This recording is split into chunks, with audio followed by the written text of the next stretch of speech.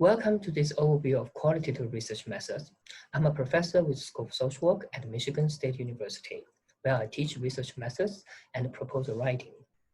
My own research focuses on Alzheimer's patients and their family caregivers, in which I have used qualitative research methods and mixed methods. So in this series of lectures, I will draw examples from my previous research to help you understand qualitative research methods. To start with, the goal of this workshop is to help you understand qualitative research approaches and concepts so that you can determine whether qualitative research method fits your research project. And if so, how to design and implement a qualitative research project. Specifically, I will cover 4 modules, including what is qualitative research, how to write good qualitative research questions, what are common qualitative data collection approaches, and what a rigorous qualitative data analysis look like. In this module 2, we'll talk about what good qualitative research question look like, the steps that lead to a well-written research question, and how to write a research question in line with the qualitative approach you choose. Say, after you observe a problem in the healthcare setting, and you have an idea about what is your research objective. It can be to describe a phenomenon through a fresh lens, or to identify a better way to explain a social problem. Once you have this research idea, you started to conduct literature review to see what has been done by others on this topic. At the end of the literature review, you should be able to identify a meaningful and testable knowledge gap and form a research question to address this gap.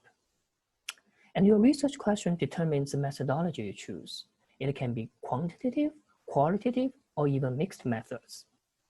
If you choose qualitative, you then may want to use a specific qualitative inquiry approach we described in our last lecture. It can be ethnography, phenomenology, case studies, quantitative theory, participatory action research, or purely descriptive qualitative studies. What are some good characteristics of research questions? First, it has to be narrow and specific. For example, your nurse friends complain to you about their stress and burden. Then you may want to study what kind of stressors nurses experience, how that affect their work and life.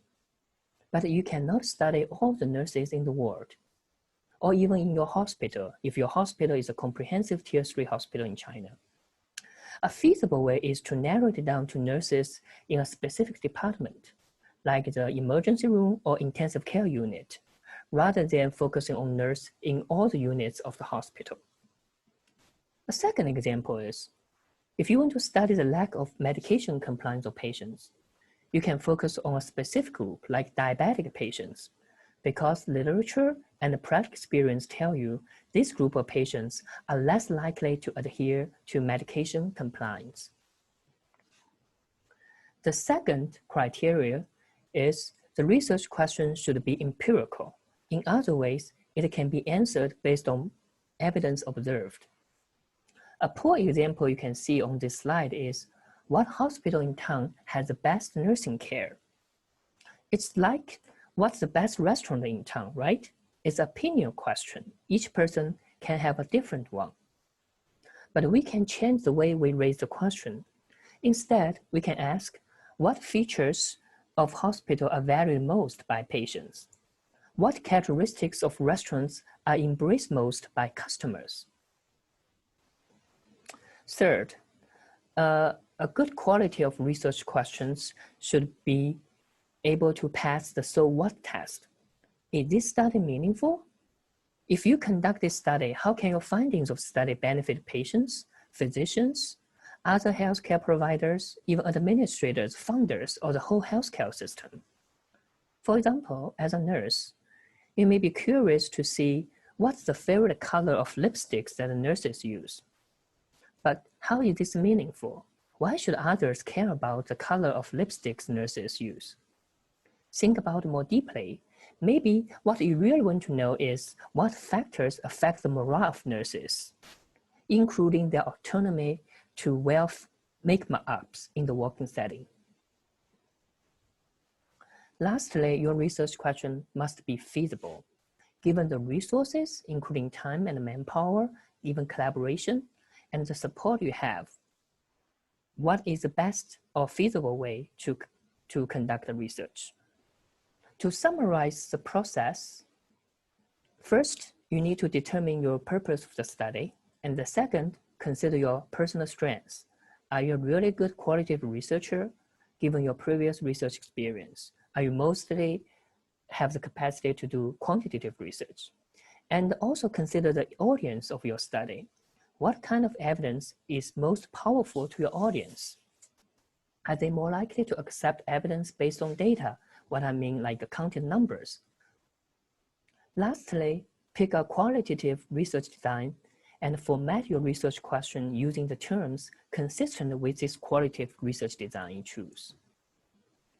In our last lecture, we covered 5 qualitative research traditions. Each has a different focus. For example, ethnographists, they intend to uncover a shared culture among groups. For phenomenology, it aims to describe lived experience of group. Grounded theory aims to develop a theory or concept to explain a social phenomenon. And case studies is try to evaluate certain aspects of a concrete cases. And participatory action research, its aim is to bring about change in participants. If none of the above fits your research question, you may consider a simple and pure descriptive qualitative study, which is fine. For example, you just want to get some qualitative feedback from patients to see why they do not like the nursing care in your clinic. It can be just descriptive. Here I presented some research objectives, and let's see which research design fits each research objective. The first one, to describe the preference of end-of-life care for terminally ill patients. To achieve this research objective, we consider a qualitative research design is appropriate. For example, you can use descriptive or case studies, right? The second one, to examine a relation between social support and caregiving burden after controlling for care recipients' physical and cognitive functioning. In order to realize this research objective, we must use a quantitative research design. You can use survey or experimental design. It's not a qualitative research design question or objective, right? The third one, to understand the lived experience of women sex workers with HIV/AIDS. For this one, we can use phenomenological design. And the fourth, to explore the cultural power. When you see cultural, it's automatically, you should think about ethnography. And the last one, to explain the low use of a newly established mental health clinic. This could be using grounded theory because it aims to find an explanation, find a new theory, right? Once you pick a qualitative research design, now is the time to draft a qualitative research question. Qualitative research questions are typically comprised of a major or central research question and a few sub-questions.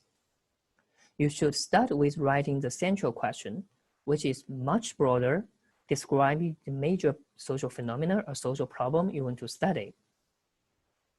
Sub-questions, they are more specific and focus on various aspects of the central question.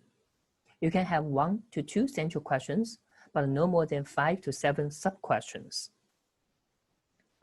The sub-questions typically begins with what or how. What it's like to be, how you lived this experience. It should also use exploratory words like discover, describe, rather than test or examine. You should also use open-ended questions rather than closed-ended questions. Remember, you are not bounded to these questions. As we are using a qualitative research design, you can come up with new questions in the data collection process. Now let's take a look at an example. The central question is, how do a group of currently hospitalized Chinese elders perceive end-of-life care planning? Now you are asked to form some sub-questions around this central question, right? Take a moment to think about those sub-questions. The first sub-question aims to understand how those Chinese elders define end-of-life care planning, right? What does end-of-life care planning mean to them, using their own perspectives to understand it? And the second question, sub-question, aims to understand how do they perceive the benefits and the barriers when they determine end-of-life care planning. And the 3 to the 5th questions, they are more talking about what factors would influence their decision-making in end-of-care planning, including how their family influence them, their physical health or mental health, and what other factors, right? All those 5 sub-questions revolve around the central question, that is the perception of end-of-life care planning by currently hospitalized Chinese elders. The central question needs to be drafted using the terms that are consistent with the qualitative approach you choose. As we talked about earlier, each qualitative research tradition has a different emphasis. You can use this as an example on this slide. How or what is, you can fill in the blanks for participants at the research site. So if you choose phenomenology, you should say, what is the meaning of, say, the lived experience of stroke patients? If you choose grounded theory, you can say, what is the theory that explains the process of what, of the patients at what site? If you choose ethnography, you can say, what is the cultural sharing pattern among stroke patients for ethnography design? I'm not going to elaborate the rest of designs, but you can take time to ponder what's the proper language to be in the blanks to form your central question depending on the design you choose. Lastly, here are a few references that will help you grasp the concepts and skills we learned in this lecture. Thank you for watching this lecture. I encourage you to take time to dig into the concepts and approach we covered in this lecture. In particular, I encourage you to locate and find the references I recommend in the end. If you have any questions, feel free to shoot me an email, and my email address is on the first slide of this lecture. Have a great day.